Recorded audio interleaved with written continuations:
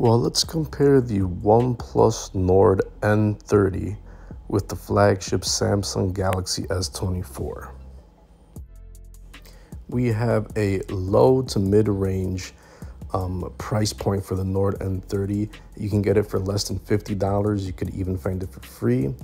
And we're comparing it with the price of around $800 for the Galaxy S24. So big price difference. For the price that you can get the Galaxy S24, you can get lots and lots of Nord N30s. You can find them on prepaid. So that's where you want to focus your energy on, and finding the Nord N30 in price point from free to like $50, unless you want to pay for it unlocked, and then it'll cost you upwards up to like $200. So we can get a lot of those Nord N30s for the price of one Galaxy S24. You definitely are gonna want to pay it on a payment plan for the Galaxy S24. The Nord N30 comes in a little bit heavier than the Galaxy S24, and also the build quality. The Nord N30, you have a mostly plastic phone versus the aluminum and glass found on the Galaxy S24. One difference between these devices, the Nord N30 doesn't have any type of water or dust resistance officially when you compare it with the IP68 of the Galaxy S24. And that's primarily because OnePlus doesn't want to pay for that certification, but there is some protection, but you're not going to get it officially when you compare it to Galaxy S24. And that's a big reason why the phone is lower in price, because they do cut down in some areas to save you on price. Both of these devices have a fast 120 Hz refresh rate, which are tops in smartphones. It's not a 60 Hz and it's not a 90 Hz. You will get 120 Hz on both of these devices, so very fast and smooth refresh rate. For screen size, the Nord N30 has a big 6.7-inch display, while the Galaxy S24 is a smaller, more compact 6.2 inches. Both devices come in with similar resolutions, equating just around 400 ppi, so right in the ballpark of the same type of resolution. Both of these devices also have an always-on display. For the software, the Nord N30 has Android 13, while Galaxy S24 is rocking a newer Android 14. As for the chipset, the Nord N30 has a Snapdragon 695, while the Galaxy S24 has a Snapdragon 8. For storage, both of these devices have 128 gigs of internal storage, but the Nord N30 also has micro SD card slot for expansion. Despite the big difference in price, both of these devices have 8 gigs of RAM, which definitely sets it apart from the lower range phones that have 4 or 6 gigs of RAM. For the cameras, the Nord N30 has 3 cameras on the back, 108 megapixel main camera, 2 megapixel macro, 2 megapixel depth. The Galaxy S24 camera has 3 of them on the back, 50 megapixel main camera, 10 megapixel telephoto, and a 12 megapixel ultra wide. Max video resolution on the Nord N30 is 1080p, while the Galaxy S24, you can shoot up to 8K. For the selfies, the Nord N30 has a 60 megapixel shooter shooting up to 1080p, while the Galaxy S24 has a 12 megapixel shooter shooting up to 4K. The Nord N30 has a 3.5 millimeter headphone jack, while the Galaxy S24 does not. We have Bluetooth 5.1 on the Nord N30, and the Galaxy S24 has 5.3. For unlocking your device, the Nord N30 has a side-mounted fingerprint reader, and the Galaxy S24 has a under-the-display fingerprint reader, which is ultrasonic. Now we get to the battery, and the Nord N30 has a 5,000 milliamp battery, while the Galaxy S24 comes in with a smaller 4,000 milliamp battery.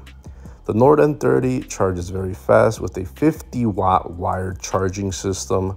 Galaxy S24 has half that speed at 25-watt wired charging, but it also has 50-watt wireless Qi charging and also the 4.5-watt reverse wireless charging system.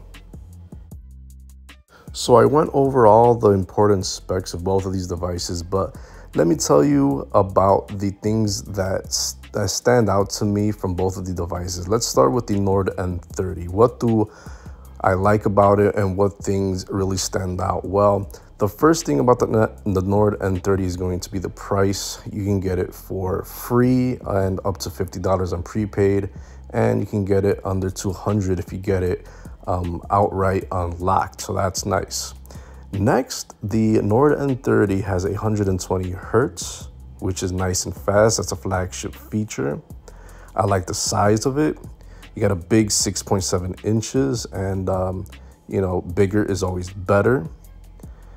The resolution is pretty good, and I'm surprised that this one has an always on display. That's a feature that's usually reserved for more expensive devices. Let's see, what else? The storage, 128 gigs for internal storage is very, very nice. And also the bonus of having that micro SD card slot as well, which is not found on flagship devices anymore. This also has 8 gigs of RAM, which stands toe-to-toe with flagship models. So that's pretty nice.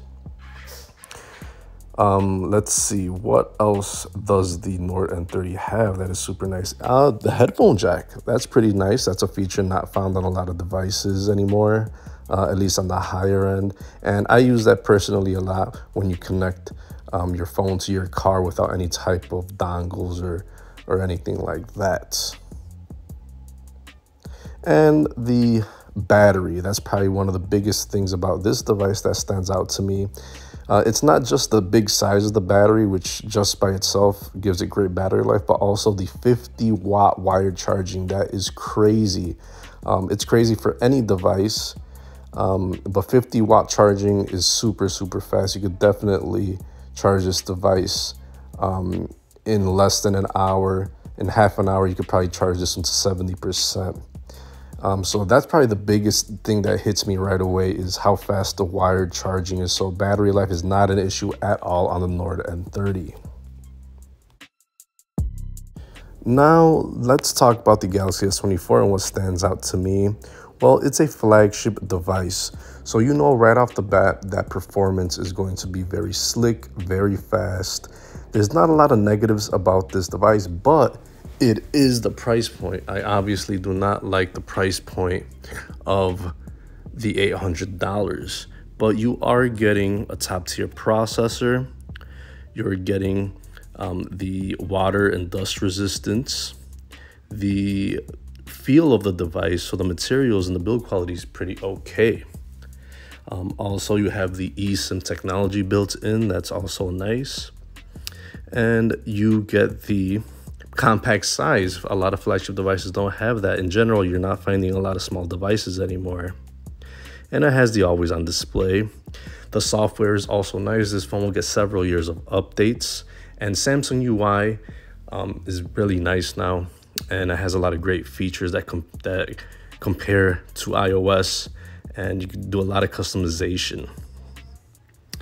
The camera system is always going to be good and top notch. You can shoot in 8K, so if you're really into video, that'll be very helpful.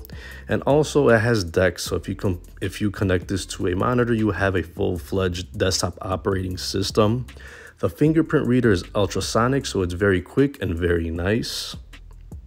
And you have the wireless charging capabilities and also reverse wireless, so that's pretty nice as well.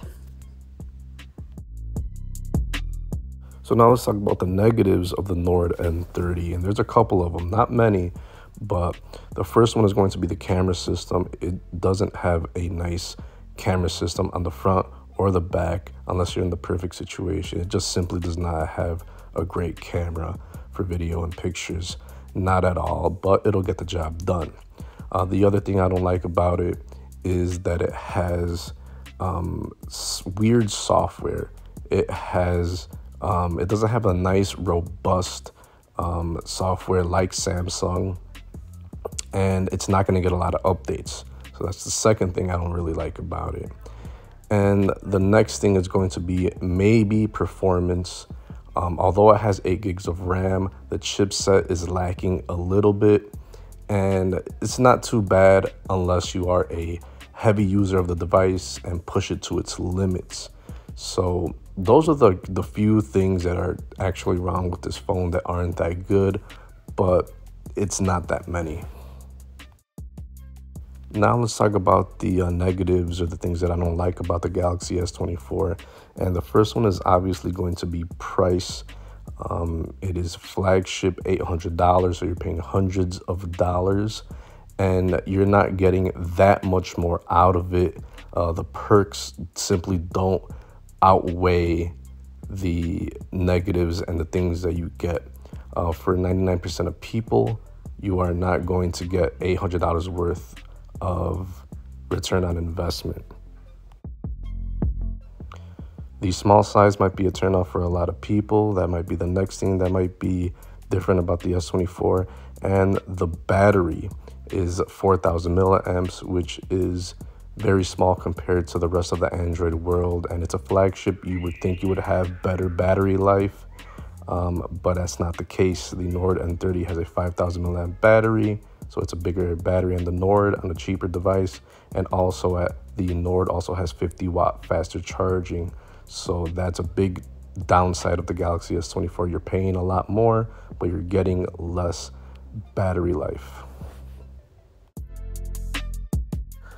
So we've compared the specs, we've compared the bad and the good between both of these devices.